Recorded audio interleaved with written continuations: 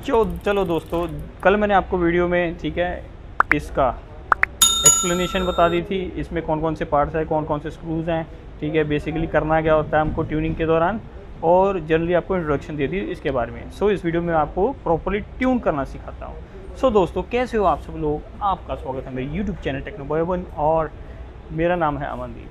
तो दोस्तों, अब ये वाला फ्रंट डिरेलर है, ठीक है। ये साइकिल है 520 में आपका जो फ्रंट डिरेलर है, इसकी मैं ट्यूनिंग करके बताऊंगा।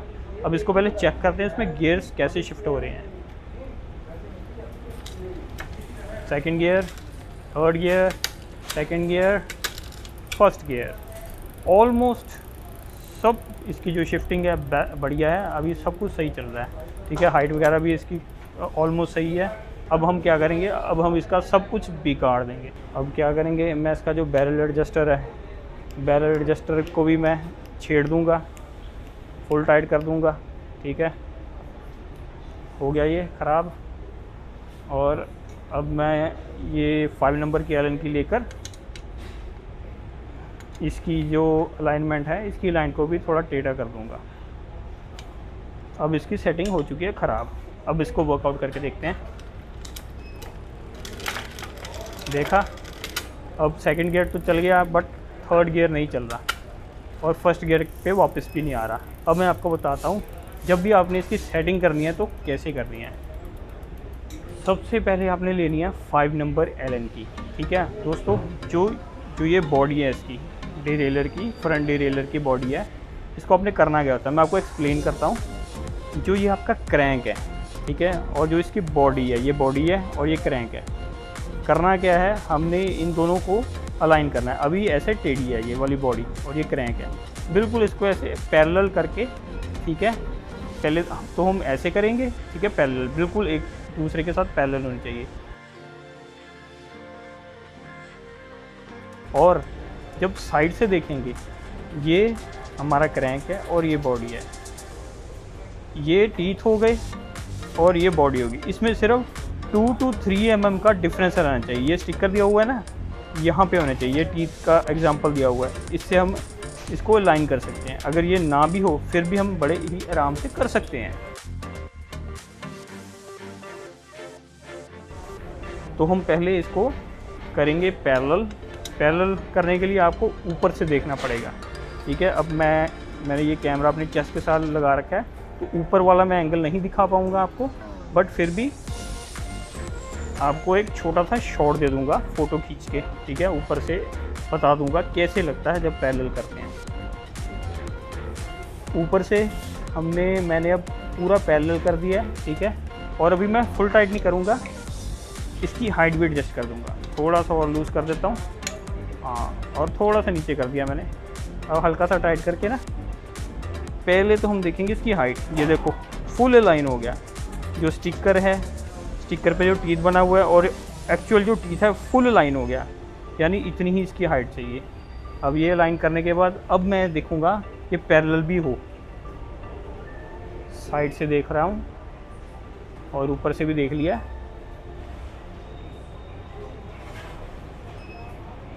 फुली पैरेलल है। अब मैं इसको कर दूंगा फुल टाइट। ये हो गया फुल टाइट, ठीक है। अब हमने क्या करना है,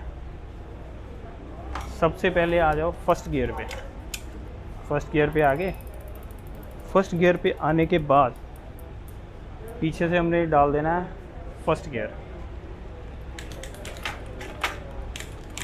लास्ट पे चला गया, अब ये फर्स्ट गियर डाल देना। अब हमने जो इसकी एल लिमिट है, हमने उसको एडजस्ट करना है, ठीक है। कितनी होनी चाहिए मैं आपको बेसिकली बता देता हूँ। जो चेन है, जैसे ये आपकी चेन है और ये डिरेलर की अंदर की तरफ बॉडी है, ऐसी जहाँ होती है ना बॉडी, अंदर की तरफ बॉडी है, बिल्कुल जितनी पास हो सके बिना चेन को टच किए, ठीक है। चेन को टच नहीं होनी चाहिए बॉडी, उतनी पास करना है हमने, उस हिसाब से टाइट करेंगे। अब ये ज़्यादा टाइट थी, अब मैं इसको लूज़ कर रहा हूँ।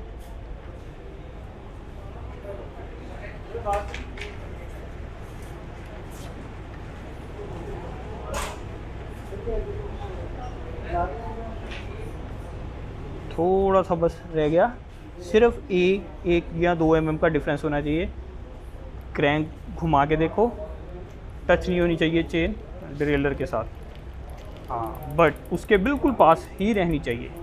तो ये हो गया, लिमिट स्क्रू सेट हो गया।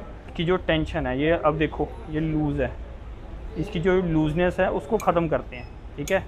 अब मैं सबसे पहले वही चीज़ करूँगा जो करते हैं हम, ये बैरल एडजस्टर को फुल टाइट कर दूँगा और फुल टाइट करने के बाद 2 टर्न वापस खोल दूँगा ताकि हमारे पास मार्जिन रहे अगर ज़्यादा टाइट हो जाए तो। और अब मैं इस तरफ आ गया हूँ। अब मैं क्या करूँगा, इधर फर्स्ट गियर पे है, उधर फर्स्ट गियर पे है, ये केबल को मैंने पकड़ना है, ठीक है। इसको लूज़ करूँगा और इसमें स्लैक नहीं होना चाहिए, जितना आप टाइट कर सकते हो उतना आप टाइट करके कि जो डिरेलर वाली केबल है इसको सेट कर दो। ये केबल आपको जब न्यू अगर डालोगे तो केबल आपको इतनी लंबी छोड़नी पड़ेगी ताकि ये इसके अंदर फिट हो जाए, सेट हो जाए। ऑलमोस्ट टाइट हो गई है बट थोड़ी सी और टाइट मेरे को चाहिए, क्योंकि मेरे को यहाँ पे दिख रहा है जब मैं खींच रहा हूँ यहाँ पे खिंची जा रही है हल्की सी।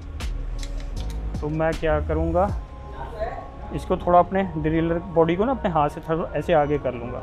आगे करने के बाद मैं इसको केबल को थोड़ा सा खींच लूँगा नीचे से, थोड़ा सा खींच लिया और अब थोड़ा सा टाइट कर दूँगा। फुल टाइटिंग करना है। अब चेक करूँगा, अब टाइट हो गई। अब मैं यहाँ से थोड़ा सा और टाइट कर दूँगा। अब इसको एक बार ही टेस्ट करेंगे। सेकंड गियर है। अब इसको टेस्ट करने के लिए जो पीछे वाला है 4th या 5th गियर डाल लो। 4th 5th गियर डाल दिया।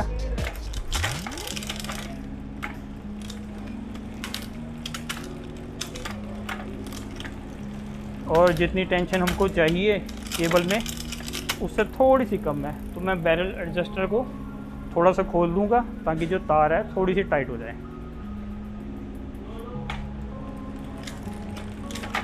तो दोस्तों जितनी इसमें टेंशन चाहिए थी केबल में उतनी हो गई है। फाइनली टाइट कर दिया था। फिर से एक बार चेक कर लूँगा ताकि लूज ना हो। अब हम इसके बाद करेंगे H limit set.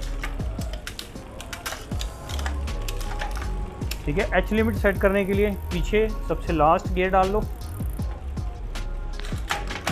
Last gear हो गया 8th गियर और ये यहाँ पे 3rd गियर। दोस्तों अब हमने करना क्या है, इस एच लिमिट को हमने फुल टाइट कर देना है।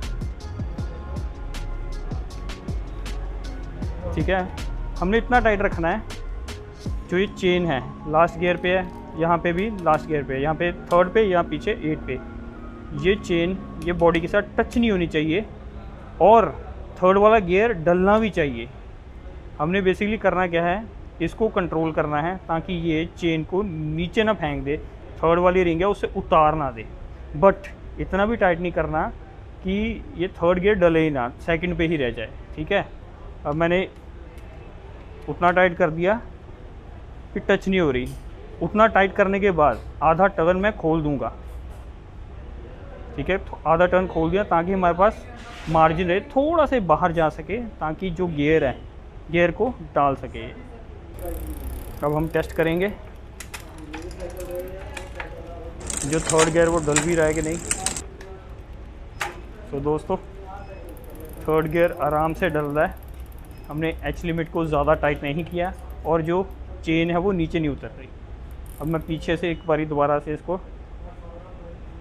वर्कआउट करूँगा और 4th 5th गियर में पीछे डाल दूँगा ताकि मेरे को पैडल करना आसान हो। और सारे गियर्स दोबारा चेक करेंगे, 2nd, 1st, 2nd, 3rd। अब थोड़ी सी लैग आई, यानी हमने थोड़े से ज़्यादा टाइट रखा हुआ है, तो थोड़ा सा और लूज़ कर दूँगा। बस हाफ टर्न का भी हाफ किया। 3rd, 1st, 2nd, 3rd, 2nd, 1st, 2nd, 3rd, 2nd, 1st, 2nd, 3rd। सो दोस्तों हो गया। जो इसकी ट्यूनिंग है फ्रंट डिरेलर की, ऐसे करते हैं साइकिल भी। ये ज़्यादातर MTB में, हाइब्रिड साइकिल में और रोड साइकिल में सेम रहती है। बस उसमें क्या होता है, उसमें थोड़ा शिफ्टर का चेंज होता है रोड बाइक में, और बैरल एडजस्टर कईयों में नहीं होता, कईयों में होता है। सो ऐसे ही आप एडजस्ट कर सकते हैं, ट्यून कर सकते हैं अपने साइकिल को घर पे भी। हाँ, बस वहाँ पे आपको क्या करना पड़ेगा, आपके पास सर्विस स्टैंड होगा, वो थोड़ा मुश्किल वाला काम है, बट वो भी आप ट्रायल एंड एरर करके कर सकते हो। यानी इधर थोड़ी बहुत सेटिंग की, फिर चला के देख लिया, या एक पीछे ना जहाँ पे सिर्फ लगाने वाला छोटा सा स्टैंड आता है, अगर वो मेरे को ऑनलाइन मिला, मैं उसका नीचे लिंक डाल दूँगा। थोड़ा बहुत क्लीनिंग करने के लिए, सर्विसिंग करने के लिए वो आसान रहता है।